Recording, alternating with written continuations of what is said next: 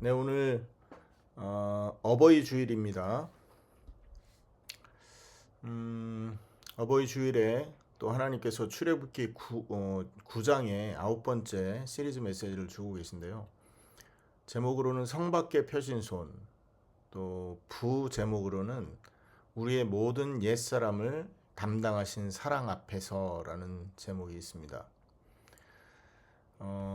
우리가 매년 어버이 주일을 맞이하는데 우리가 한번 생각해 볼 게 있습니다.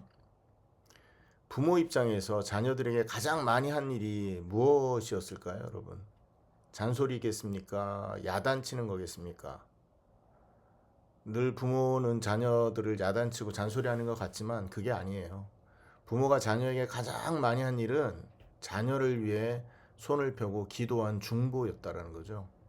새벽에 일어나서 기도하고 밤에 잠들기 전에 기도하고 또 식탁에서 차 안에서 우리 자녀들이 잘 자라기를 위해 기도하고 또 뱃속에 아이들이 이렇게 생겼다라는 소식을 들을 때부터 태중에서부터 기도했던 그런 것, 이것이죠. 우리도 모르는 사이에 오늘 본문에서 나오는 이 표현을 빌리자면 우리도 모르는 사이에 부모는 우리를 위해 손을 펴고 계셨다라는 거예요. 자, 이런 부모들에게 가장 큰 슬픔은 뭐냐? 자녀가 하나님 앞에 잘못되어 가는 거죠. 분명히 말씀은 십자가와 함께 죽어야 되는 진짜 회개를 말하고 있는데 자녀의 인생이 가짜 회개가 반복되는 걸 보면 슬퍼지는 겁니다. 그러나 그걸 보지만 또 손을 펴고 또 기도하고 또 하나님 앞에 간구하는 그런 모습이 부모가 갖고 있는 모습이죠. 지난 그 부모의 기도가 사실 그리고 또 부모가 자녀를 향해 펼친 그 손이 우리를 여기까지 끌고 왔음을 우리는 기억해야 됩니다. 우리가 잘된 모습이든 잘못된 모습이든 부모의 기도 속에 있었다라는 것을 우리는 한평생 잊으면 안 되겠죠. 지난주일 우리가 살펴봤던 이 출애굽기 8장에 아까 우리 집사님이 기도하시면서 언급해 주셨는데 하나님의 손가락을 우리는 봤습니다. 그 손가락이 십계명을 새기셨고 십자가에서 우리의 정죄를 도말하셨고 부활의 영이 우리의 마음판에 그리스도를 새겼다라는 것을 우리는 살펴봤죠. 그런데 그 지점에서 우리는 또 한 가지의 질문이 필요합니다. 뭐냐? 우리는 어떻게 하나님이 주시는 은혜, 다시 말해서 우리 이 하나님의 손이 우리의 마음판에 그리스도를 새긴다. 그리고 또 그뿐 아니라 우리가 은혜로 가는 길이 무엇인가 이거를 지난주에 살펴봤는데 그러면 어떻게 하나님의 손가락이 머물고 하나님의 은혜가 계속해서 우리의 인생 속에 머물 수 있느냐 이것에 대한 질문을 해볼 수 있어야 되는 것입니다. 한 번 은혜 받고 끝나는 것이 아니라 매일 매주 하나님의 은혜의 자리에 머물 수 있는 비결이 있겠느냐 그것이 있다면 무엇이냐 이 질문인 것이죠. 오늘 출애굽기 9장에 그 답이 나와 있습니다. 답은 한 가지예요. 그게 뭐냐면 우리는 늘 연약하잖아요. 우리의 늘 연약함을 자각하고 또 우리의 모든 옛 사람을 담당하신 그리스도의 사랑을 기억하고 그 하나님이 그리스도를 통해 우리에게 펴신 손 아래 예배와 기도로 머무는 것, 이것이 하나님의 은혜 안에 머물 수 있는 유일한 것입니다. 그래서 우리는 오늘 본문에서 세 가지 내용을 좀 살펴볼 건데요. 첫 번째, 하나님께서 우박과 불을 다 받으신 그 사랑의 무게를 우리는 기억해야 됩니다. 두 번째, 그 사랑조차 잊어버리는 우리의 연약함을 우리는 늘 자각해야 됩니다. 그리고 세 번째, 영원히 펴신 그 손 아래 예배와 기도로 머물 수 있어야 된다는 것이죠. 이 세 가지가 오늘 본문을 통해 살펴봐야 될 내용입니다. 오늘 우리 집사님이 1절에서 35절까지 읽었는데 본문은 13절부터였습니다. 다섯째 재앙이 가축이 죽었잖아요.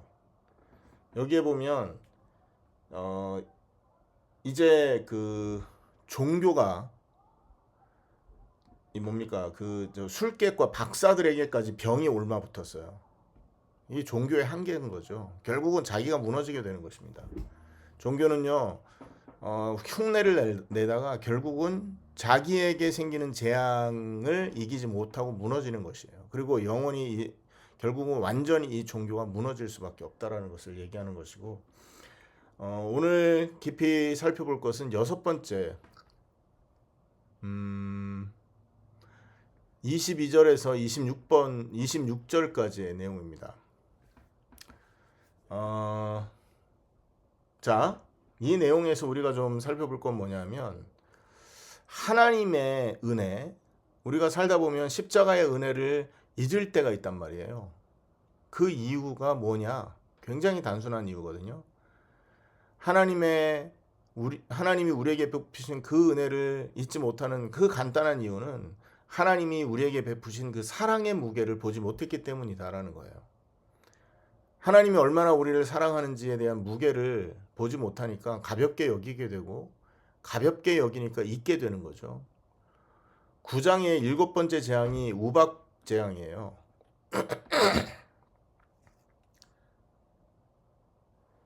다섯 번째가 가축의 죽음이었고, 여섯 번째가 악성 종기였죠. 그리고 일곱 번째가 우박 재앙입니다. 이 우박 재앙이 그 하나님이 우리를 얼마나 사랑하셨냐라는 것을 보게 하는 그림자라는 거죠. 22절에 보세요. 모세가 하늘을 향하여 지팡이를 드니, 자, 여호와께서 모세에게 이르시되 너는 하늘을 향하여 손을 들어 애굽 전국의 우박이 애굽 땅의 사람과 짐승의 밭에 모든 채소에 내리게 하라. 23절 모세가 하늘을 향하여 지팡이를 들매 여호와께서 우레소리와 우역을 보내시고 불을 내려 땅을 달리게 하시니라. 여호와께서 우박을 애굽 땅에 내리시매. 이런 말씀이 있죠. 자, 우박이 내림과 우박 사이에 불이 섞여 내림이 심히 맹렬했다. 이렇게. 그리고 나라가 생긴 이래로 그때부터 나라 생긴 그때부터 애굽의 온 땅에는 그와 같은 일이 없었더라. 이런 말, 충격적인 그런 사건이 벌어졌죠. 근데 한번 생각해 보세요. 우박과 불, 이 두 가지는요 자연 현상으로는 공존할 수 없는 요소입니다. 이 우박은 물이잖아요. 물과 불이 함께 할 수 없는 거잖아요. 불은 물을 증발시킵니다. 물은 불을 끄잖아요. 그런데 그 출애굽기 9장에는 우박 안에 두 요소가 함께 내렸다라는 거예요. 이거는 하나님의 심판의 본질을 보여주는 그림자예요. 공의의 불과 진노의 무게가 동시에 임했다라는 거죠. 자, 그런데 더 충격적인 거는 26절입니다. 우리 26절을 한번 같이 읽어볼까요? 이스라엘 자손들이 있는 그곳 고센 땅에는 우박이 없었더라. 이렇게 말합니다. 이스라엘 자손이 있는 그곳 고센 땅에는 우박이 없었더라. 여러분, 이 고센 땅은요 지금 불과 그 우박이 내리고 있는 같은 하늘 아래 존재하고 있고요, 같은 시간대에 지금 존재하고 있는 곳이에요. 그런데 한쪽에는 우박과 불이 쏟아지고 다른 한쪽에는 정적이 흘렀다라는 거예요. 정반대의 두 운명이 같은 하늘 아래 이렇게 양분되고 있다는, 갈라지고 있다는 거죠. 자, 우박과 불이 멈춘 곳이 있다면 그것은 누군가 다른 사람 위에 부어졌다라는 것으로도 우리는 볼 수 있다는 거죠. 또 다른 말로 고센 땅이 안전하게 지켜졌다, 이 말은 진노가 사라진 것이 아니라 다른 곳에 떨어졌다라고도 볼 수 있는 것이에요. 자, 그럼 신약으로 돌아와 보세요. 공의의 불과 자비의 물이 동시에 부어진 곳이 한 군데가 있죠. 그곳이 어디입니까? 골고다의 십자가입니다. 요한복음 9장 34절에 보면 예수님이 십자가에서 운명하신 후 군병이 창으로 그 옆구리를 찔렀을 때 어떤 일이 벌어졌죠? 곧 피와 물이 나오더라. 피와 물, 곧 공의의 피, 그리고 정결의 물이 같은 옆구리에서 함께 흘러나왔다라는 거예요. 출애굽기 9장의 우박 안에 불과 물이 함께 있었던 것처럼 십자가 위에는요, 진노의 피와 자비의 물이 함께 있었다라는 거죠. 그분이 다 받아내신 것입니다. 시편 42편 7절은 메시아에 대한 예언인데 이런 예언이 있어요. 시편 42편 7절 우리 한번 찾아볼까요? 제가 뭐 읽어 드릴 수 있지만 그래도 한번 찾아서 우리가 한번 두 눈으로 확인해 보는 것이 좋을 것 같습니다. 시편 42편 7절 시편 42편 7절 같이 읽습니다. 시작. 주의 폭포 소리에 깊은 바다가 서로 부르며 주의 모든 파도와 물결이 나를 휩쓸었나이다. 이 말이 있죠. 그 주의 폭포 소리 그리고 파도와 큰 물결 이것이 나를 휩쓸었다 이렇게 나오는데요. 이게 메시아의 십자가의 예언이다라고 그 신학자들은 말하고 있습니다. 이 말은 뭐냐면 우리가 받아야 될 모든 우박, 우리가 맞아야 될 모든 불, 우리를 휩쓸어야 될 모든 파도가 그분 한 분 위에 다 쏟아부어졌다라는 걸 의미하는 거예요. 그 결과 우리는 영원한 고센 땅에 거주할 수 있게 된 것입니다. 로마서 8장 1절은 단호하게 이렇게 선포하죠. 그러므로 이제 그리스도 예수 안에 있는 자에게는 결코 정죄함이 없다. 이게 하나님이 우리에게 주신 사랑의 무게입니다. 그분이 그리스도이신 예수님께서 우박과 불을 동시에 다 받아내셨기 때문에 우리에게는 영원한 안식이 주어졌다라는 거죠. 이 은혜의 무게를 잊는 순간 우리는 어떻게 될까요? 그걸 잊어버리니까 가짜 회개, 가짜 신앙생활을 하게 되는 것입니다. 신앙이 가벼워지고 예배가 형식이 되고 기도가 기쁨이 아니라 의무로 전락하게 되는 거예요. 그럼 어떻게 되겠어요? 우리의 신앙은 하나님에게서 멀어지게 되는 거고 구원과도 상관없는 그런 존재로 전락할 수밖에 없죠. 그러므로 우리는 이 사랑의 무게를 늘 기억해야 됩니다. 하나님이 우리를 위하여 심판의 불과 정결한 이 물을 다 받아내셨다는 이 두 가지를 동시에 받아내셨다라는 거죠. 그래서 우리는 이 이유 때문에 십자가 앞에 매일 머물러 있어야 하는 것입니다. 이것이 첫 번째 우리가 기억해야 될 내용이라는 거예요. 그분이 우박과 불을 다 받으셨다. 공의의 불과 진노의 무게가 그리스도 예수 머리 위에 쏟아졌다. 그 결과 그 사랑으로 우리는 고센 땅에 머무는 거, 이스라엘이 그 고센 땅에 머문 것과 같이 하나님의 은혜 안에 머물 수 있는 사람들이 되었다. 자, 오늘이 어버이 주일이죠. 부모도 자녀를 위해 받는 우박이 있다라는 거예요. 자녀가 알지 못하는 부모의 눈물, 자녀가 알지 못하는 침묵, 그리고 인내. 그 모든 것이 자녀를 향한 사랑의 무게라는 거죠. 그 자녀를 향한 부모의 이러한 사랑이 우리를 여기까지 인도했다면 그 모든 부모의 사랑의 원형 되신 그리스도의 사랑은 얼마나 우리를 더 붙들고 가겠냐 이 말입니다. 우리는 절대 잊을 수 없는 엄청난 무게가 그리스도 예수 위에 쏟아졌다라는 것을 잊어버리면 안 된다는 겁니다. 두 번째입니다. 그런데 이 하나님의 그 은혜와 사랑 앞에 슬픈 현실은 뭐냐 하면 우리는 그 사랑을 보고도 맨날 잊어먹고 산다라는 겁니다. 이게 우리의 정체성이에요. 이게 우리의 정체고 우리의 현실이라는 거죠. 출애굽기 9장에 보면 바로가 나오는데 이 바로가 정확하게 우리가 가지고 있는 자화상이다라는 거예요. 27절 한번 보시기 바랍니다. 출애굽기 9장 27절 출애굽기 9장 27절을 보면 바로가 사람들을 보내어 모세와 아론을 불러 그들에게 이르되 이번은 내가 범죄하였도다. 여호와는 의로우시고 나와 나의 백성은 악하도다. 이렇게 말해요. 자, 이 고백을 한번 잘 보세요. 신학적으로 굉장히 완벽한 고백이거든요. 자기의 죄를 인정합니다. 내가 범죄하였다. 그죠? 회개의 모습이라니까요. 그리고 하나님이 의로우신 분임을 인정합니다. 여호와는 의로우시다.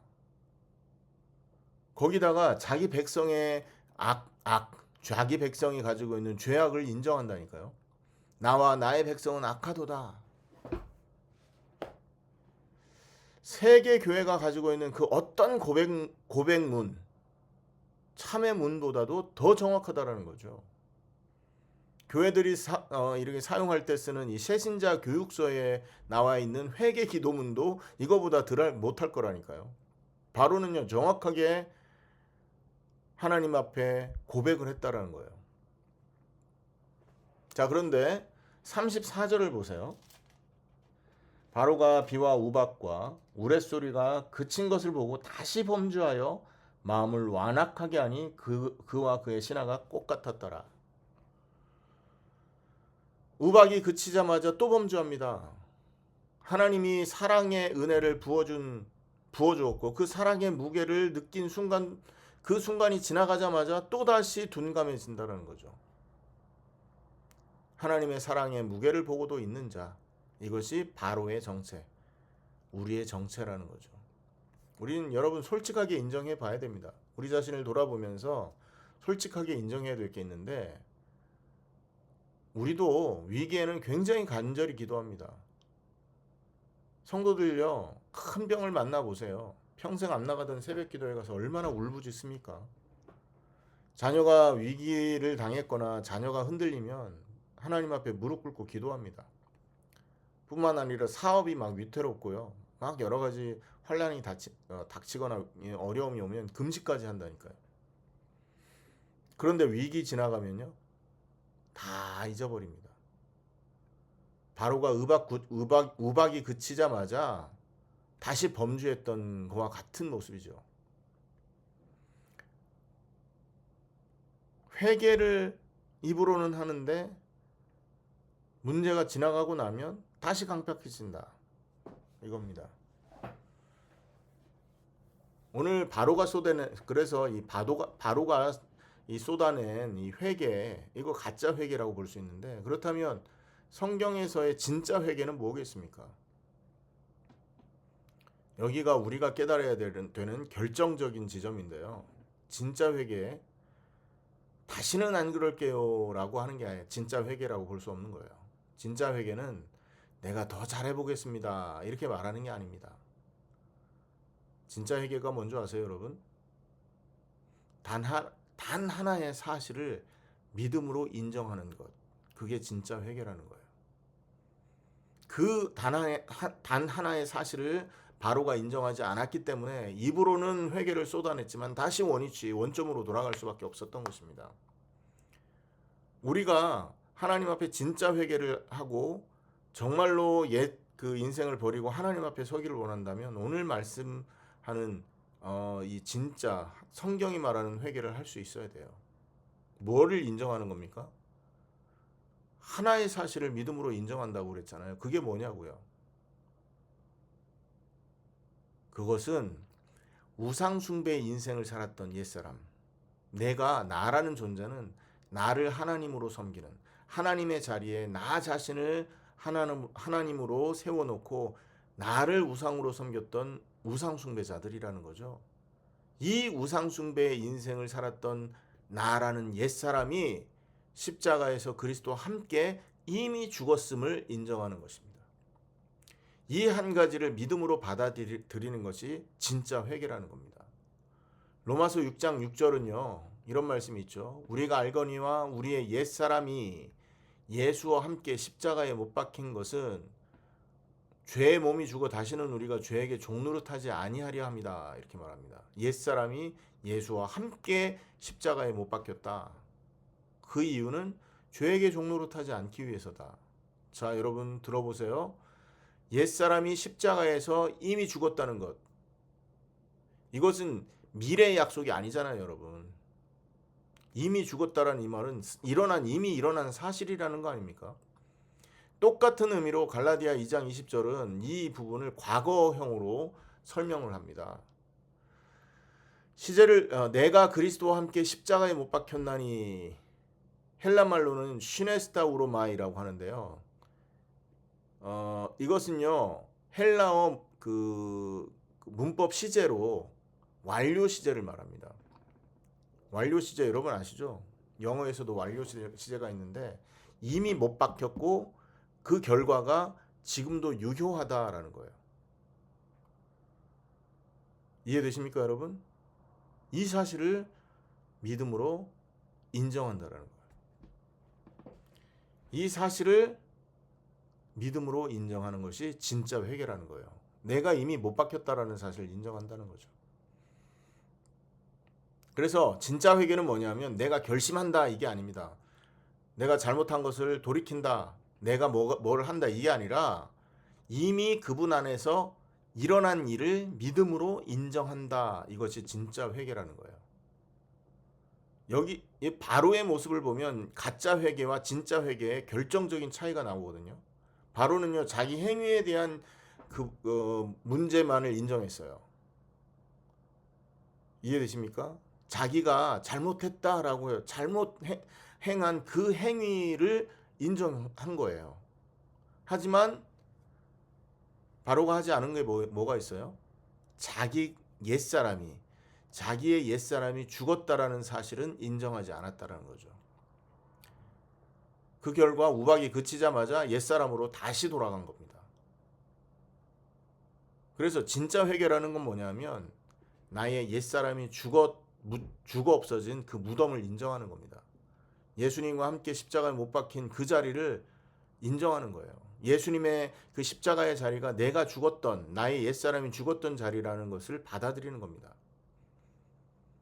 그리고 그 사실을 인정한 그 믿음 위에 새 사람으로 살아가는 걸 말하는 거예요. 자, 여기서 한 가지 더 살펴봅시다. 그러면 함께 그리스도와 죽었다는 진짜 증거는 뭘까요? 내가 죽은 사람이라는 것을 나타내는 증거. 그건 간단합니다, 여러분. 새 사람으로 살고 있느냐, 그걸 보면 알 수 있는 겁니다. 로마서 6장 11절은 이렇게 말하거든요. 이와 같이 너희도 너희 자신을 죄에 대하여는 죽은 자요 그리스도 예수 안에서 하나님에 대하여는 살아있는 자로 여길지어다. 우리가 지난번에 이 말씀 다뤘었죠. 여길지어다, 로기제스테라고 하는데요. 여기다, 계산하다, 결산하다라는 회개 용어입니다. 매일 자기 인생의 장부를 펼치고 옛사람은 죽었고 새 사람으로 살아있다라는 것을 결산하다 해라라는 명령이라는 거죠. 입으로 회개 말하면서 옛사람의 삶이 그대로라면 그 회개는 바로가 했던 회개라는 거예요.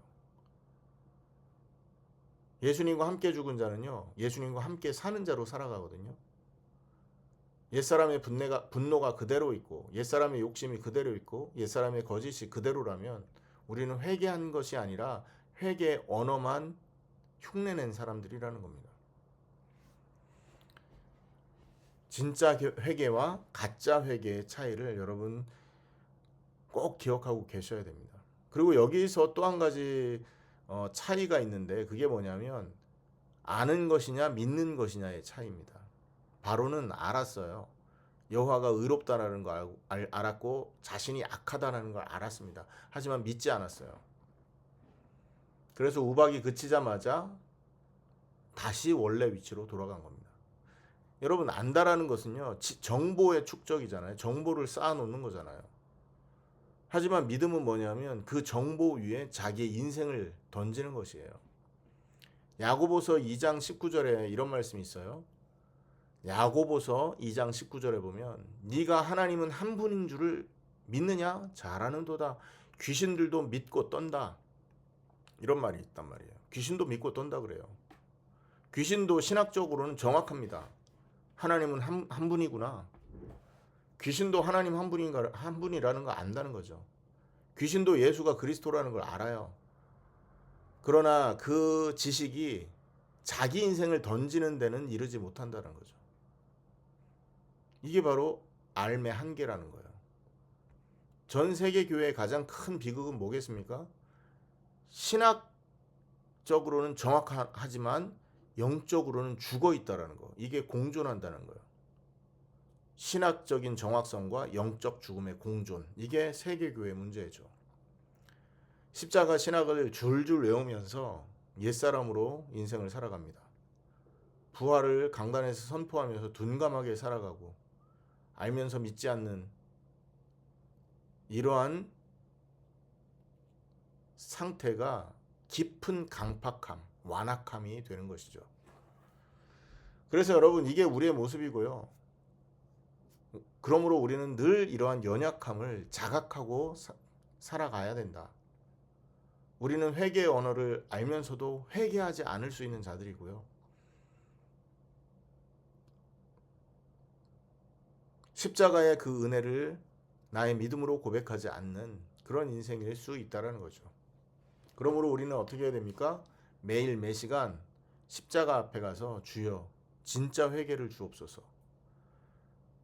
우상숭배하고 나를 위해서 살아갔던 이 우상숭배의 인생에 우상숭배의 옛사람이 정말 이미 죽어 있음을 믿게 하옵소서. 그리고 새 사람으로 살게 하옵소서라고 간구해야 하는 자들입니다. 이 연약함을 자각하는 것이야말로 우리가 늘 십자가의 은혜 안에 머물게 하는 두 번째 동력이라는 것입니다. 자, 세 번째입니다. 첫 번째는 뭘 봤어요? 물과 불이 십자가 위에 동시에 임한 이 하나님의 사랑의 무게를 봤고요. 두 번째는 우리는 늘 그 은혜를 붙들고 살면서도 그 사랑을 잊어먹는 그런 연약한 존재라는 것을 우리는 또 보게 되었습니다. 자, 그렇다면 우리는 그러면 이 상태에서 어디에 머물러야 되느냐? 이것이죠. 답은 한 곳입니다. 그곳이 어디냐? 영원히 펴진 하나님의 손 아래 예배와 기도로 머물러야 되는 것입니다. 오늘 본문에 보면 모세가 손을 펼친 곳이 있거든요. 9장 29절입니다. 자, 한번 읽어보겠습니다. 9장 29절. 모세가 그에게 이르되 내가 성에서 나아가서 곧 내 손을 여호와를 향하여 펴리니 그리하면 우레소리가 그치고 우박이 다시 있지 아니하릴지라. 세상이 여호와께 속한 줄을 왕이 알리이다. 이 말을 합니다. 자, 9장 29절에 보면 바로가 가짜로 회개하면서 모세한테 빌어달라고 기도해달라고 부탁하잖아요. 거기에 대해서 모세가 답을 합니다.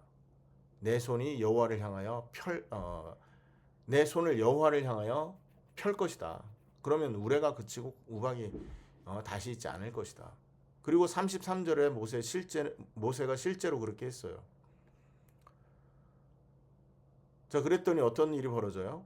우레와 우박이 그치고 비가 땅에 내리지 아니하니라. 충격적인 사실을 하나 보세요. 여기서 여러분 모세의 행동을 보세요. 모세는요 바로가 가짜 회개를 하고 있다라는 걸 알면서도 손을 펼쳤다라는 거죠. 모세가 바로 회개가 가짜인 줄 어디에 알았다는 게 어디 나옵니까? 30절입니다. 30절에 보면 모세는 바로한테 직접 말하잖아요. 그러나 왕과 왕의 신하들이 여호와 하나님을 아직도 두려워하지 아니할 줄을 내가 아나이다. 맞죠? 그럼에도 불구하고 모세는 그들을 위해서 손을 펼쳤다는 거예요. 모세는 바로가 곧 다시 강팍해질 것을 정확하게 알고 있었음에도 손을 펴고 기도했다는 거죠. 이것이 중보 기도의 본질이라는 겁니다.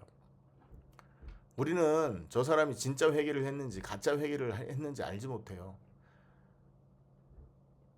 그 회개의 진정성은 하나님만 따질 수 있는 거 아닙니까? 아멘. 그 사람이 우리는 눈에 보이면 저 사람이 저렇게 행동하니까 이 믿음이 진짜 믿음을 갖고 있는 거야 라고 의심할 수 있지만 그것이 어떻게 100% 정확하겠냔 말이에요. 정확하게 아는 분은 하나님밖에 없지 않습니까? 회개의 진정성을 따지기 전에 하나님 앞에 기도하고 성도들을 향하여 손을 펴는 것, 이것이 진짜 중보 기도라는 거고, 이 기도가 저와 여러분에게 있어야 되는 것이다라는 거죠. 만약에 생각해 보세요. 모세가 바로에게 당신이 진짜 회개해야만 내가 기도할 수 있습니다 라고 했다면 우박이 멈췄을까요? 안 멈췄을까요? 바로는 진짜 회개할 마음이 없었다니까요. 그러니까 기도를 안 하게 됐을 거고, 우박은 계속 내릴 수밖에 없었지 않았겠어요? 그리고 그 다음 단계 회개도 일어날 수 없었을 거예요. 그러므로 기도는요, 중보 기도는 자격을 따지지 않는 겁니다. 손이 먼저 펴져야 되는 거예요. 여러분, 오늘이 어버이 주일이죠. 아까도 서론에 말했지만 우리 모두는 누군가의 펴진 손 아래서 자라났습니다. 부모가 우리에게 가장 많이 한 일이 뭐였어요? 하나님 앞에 기도한 그 중보 기도였다는 거죠. 자녀가 가짜 회개를 반복해도 부모는 어떻게 합니까? 자녀가 오늘 잘못했어요 하고 내일 똑같은 잘못을 해도 그들을 위해서 손을 펴고 기도하고 그들을 감싸줬다는 거죠. 그들을 향해서 펴진 그 손이, 자녀들을 향해서 하나님께 간구하기 위해 굽혀진 무릎이, 그리고 침묵의 눈물이 저와 여러분을 이 자리까지 끌고 왔다 그랬잖아요. 우리가 여기 앉아 예배드릴 수 있는 이유는 그러므로 누군가 우리를 위해서 손을 펴고 있었기 때문이다 라고 생각할 수 있어야 돼요.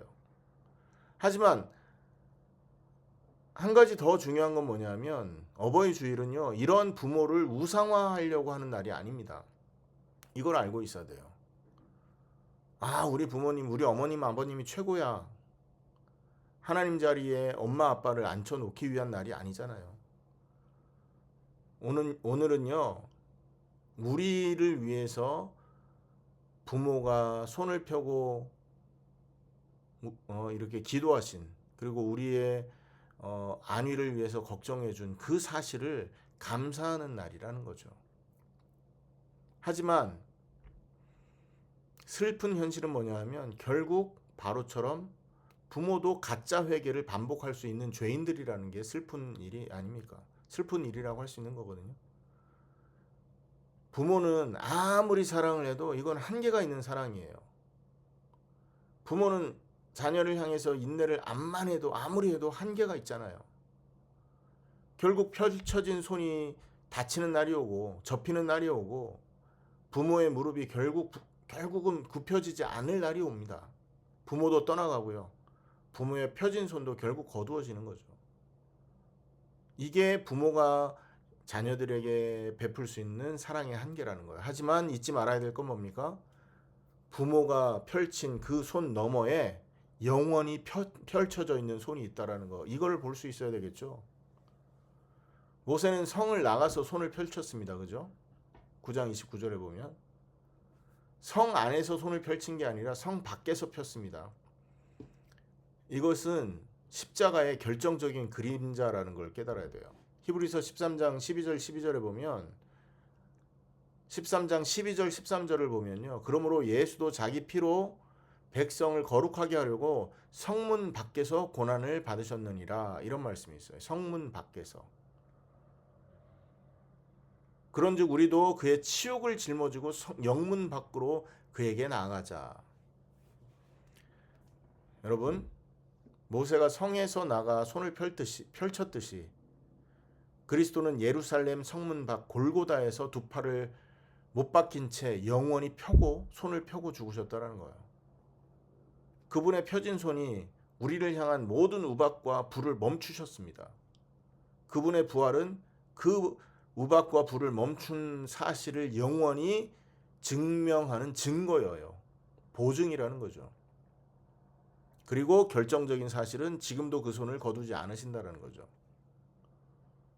로마서 8장 34절, 누가 정죄하리요? 죽으실 뿐 아니라 다시 살아나신 이는 그리스도 예수시니 그는 하나님 우편에 계신 자요 우리를 위하여 뭐 한다고요?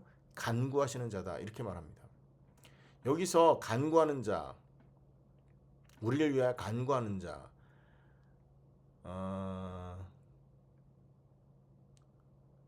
동사 엔팅카네이라는 말이 있는데 이게 현재 시제를 말합니다.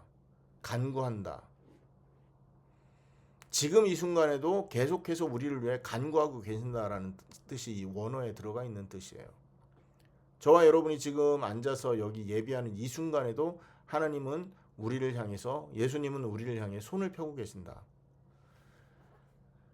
히브리서 7장 25절에는 더 충격적인 말을 하는데요. 그러므로 자기를 힘입어 하나님께 나아가는 자들은 온전히 구원하실 수 있으니. 자, 예수님을 힘입어서 하나님께 나아가는 자들을 온전히 구원할 수 있으니 이는 그가 항상 살아계셔서 그들을 위하여 간구하심이다. 이렇게 말하고 있어요. 여기도 엔팅카네인이란 말. 항상 간구한다. 그리고 여기에 항상 살아계셔서라는 판토테존이라는 이 말은요, 잠들지 않는다라는 뜻이 있습니다. 피곤해하지 않으신다. 부모들처럼 늙지 않으신다. 부모들처럼 떠나가지 않으신다. 영원히 살아계셔서 영원히 손을 펴고 계신다. 부모님들은 연약해져서 손을 거둘 수도 있고 무릎이 굽혀지지 않을 수도 있고 자녀를 향한 그 사랑과 인내를 거둬들일 수밖에 없는 그런 날이 오게 됩니다만 그분은 어떻게 기도하십니까? 잠들지도 않으시고 피곤해하지도 않으시고 부모처럼 늙지도 않고 떠나가지도 않고 영원히 살아서 우리를 향해서 손을 펼치고 계신다. 기억하셔야 됩니다. 심지어 우리가 가짜 회개를 반복하는 동안에도 그분은 그래도 손을 거두지 아니하시는 분이다라는 거예요. 우리가 아까 2번에서 본 것처럼 하나님 말씀의 회개에 대한 둔감함, 위선 모든 것을 이미 다 알고 계시면서 그럼에도 불구하고 손을 펴고 계신다라는 거예요. 부모의 중보가 우리를 여기까지 이끌고 왔다면 그리스도의 중보는 우리를 영원까지 끌고 가신다라는 사실을 늘 기억할 수 있어야 되겠죠. 자, 성도 여러분, 그분이 영원히 우리를 향해 손을 펴고 계신다면 우리의 유일하고 합당한 응답은 무엇일까요? 그 하나님이 펼친 손 위에 손을 향해서 우리가 드려야 될 응답, 어떤 대답을 해야 되겠습니까? 그 펴진 손 아래로 들어가서 머무는 것, 이것이 우리가 할 반응이라는 거죠. 그게 예배입니다. 그러므로 예배는 종교의 의무가 아니라 그분의 펴진 손을 함께 우러러보는 자리라는 거예요. 우리가 매 주일 이 자리에 모이는 이유가 뭐예요? 그분의 손이 우리를 위해 영원히 펴져 있기 때문에 그 펴진 손 아래에서 우리는 사랑의 무게를 다시 기억하고 우리의 연약함을 다시 자각하는 거. 그게 예배라는 거예요. 예배를 통해 우리 기도하죠. 또 우리의 삶 속에서 우리가 또 기도하죠. 기도는 우리도 그분과 함께 손을 펼치는 자리라는 거예요. 모세가 펴진 손으로서 바로를 위해 기도했듯이 우리의 펴진 손은 우리 자신을 위해, 우리 가족을 위해, 교회를 위해 가짜 회개를 구하고 있는 누군가를 위해서 기도하는 자리라는 거죠. 매일 무릎을 꿇어야 될 이유가 바로 그것입니다. 매일 무릎을 꿇을 때 그분의 펴진 손 아래에 우리 손도 함께 머물게 하기 위해서라는 거죠. 그러므로 예배와 기도는 우리가 그분의 영원히 펴진 손 아래 머무는 자세 그 자체라는 거예요. 이게 우리가 그리스도의 펴진 손 위에 보여드려야 될 응답이라는 거죠. 결론입니다, 여러분. 오늘 출애굽기 9장에서는 세 가지의 지향점을 봤어요. 첫째, 사랑의 무게. 골고다의 십자가에 예수님은 우리를 위해서 우박과 불을 다 받아내셨다. 우리가 받아야 될 모든 진노가 그 한 분 위에 부어주셨다. 그래서 우리는 영원한 고센 땅에 거하게 되었다. 이 사랑을 늘 기억해야 된다. 이게 첫 번째죠. 두 번째는 뭡니까? 우리의 연약함의 자각입니다. 우리는 그 사랑을 늘 잊고 사는 바로와 같은 존재들. 늘 입으로는 범죄했습니다라고 말하면서 우박이 그치잖아요. 그럼 잊어먹어요. 회개를 입으로는 할 줄 아는데 늘 옛사람으로 살아갑니다. 이 연약함을 우리는 늘 자각해야 됩니다. 그리고 세 번째, 우리는 그러면 이런 상태에 있는 우리는 어디에 머물러야 돼요?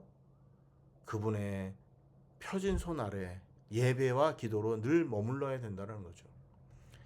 그래서 이 세 가지는요, 분리된 메시지가 아닌 겁니다.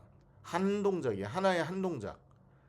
사랑을 기억할수록 연약함을 깨닫게 되고, 연약함을 깨닫게 될수록 펴진 손 아래로 더 들어가게 된다는 거예요. 그리고 그 하나님의 손 아래에 머물 때 다시 하나님의 사랑의 무게가 새로워지는 거예요. 이 한 동작이 매일 우리 안에서 반복될 때 우리는 새 사람으로 살아가게 되는 것입니다. 오늘은 어버이 주일입니다. 일단 부모님께 감사하시기 바랍니다. 그러나 그 감사의 끝이 부모에게 머물러서는 안 됩니다. 감사의 끝이 부모를 그렇게 끌고 가신 그리스도, 지금도 우리 모두를 위해서 영원히 손을 펴고 계신 그리스도에게로 향해 가야 된다는 거죠. 그리고 우리도 누군가의 모세가 되어서 가짜 회개하는 자녀와 배우자와 동료와 부모를 위해서 자격을 따지지 않고 먼저 손을 펴는 자가 되어야 됩니다. 그것이 부모가 우리에게 물려준 가장 거룩한 유산입니다. 함께 우리는 기도해야 돼요. 뭐라고요? 주여, 우박과 불을 다 받으신 그 사랑의 무게를 잊지 않게 하옵소서. 그 사랑조차 있는 우리의 연약함을 늘 자각하게 하옵소서. 옛사람이 그리스도와 함께 십자가에 죽었음을 믿음으로 인정하게 하시고 새 사람으로 살아내게 하옵소서. 알기만 하고 믿지 않는 저를, 그리고 던지지 못하는 저를 십자가 아래로 데려가 주옵소서. 그리고 영원히 펴진 그 손 아래에서 예배와 기도로 매일매일 머물게 하옵소서. 히브리서가 우리를 위해서 선포한 약속이 있죠. 그것이 우리가 붙들어야 될 위로의 말씀인데요. 그가 항상 살아계셔서 그들을 위하여 간구하십니다.